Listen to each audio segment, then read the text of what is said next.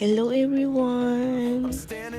Welcome sa aking YouTube channel at Daisy Lifestyle Vlogs.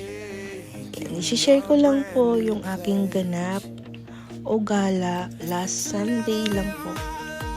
Pero bago po lahat, medyo masama yung aking boses kasi medyo masama yung pakiramdam ko, kaya parang paus ako dito sa gagawin kong voice over o voice record. Ayun, first time ko po siyang gagawin.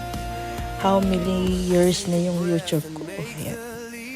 Sana magustuhan nyo itong first in my life voice over. Sisimulan ko po ito sa aming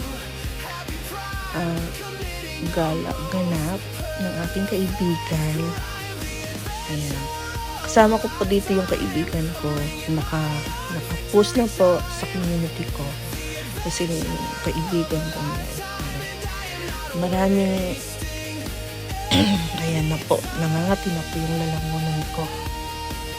Gusto kong umupo pero pinipigilan ko. Marami iba-ibang klaseng bulaklak dito. Tapos iba-ibang kulay. Kaya sinasabi siyang the giant flower clock kasi malaking relo yung dinisenyo. Tapos linagyan siya ng iba-ibang klaseng bulaklak at kulay.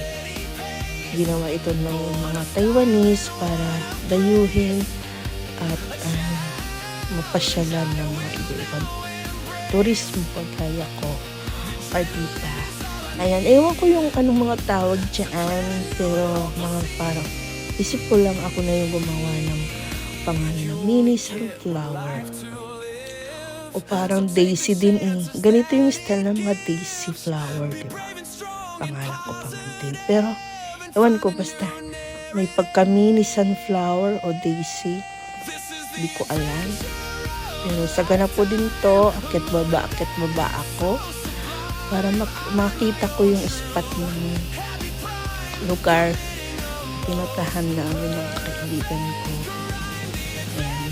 Winter man o summer, nakakagala, nakakapunta kung saan man yung nagiging famous o trending na lugar.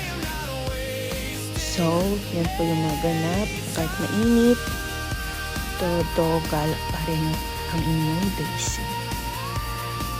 Yung flower giant clock.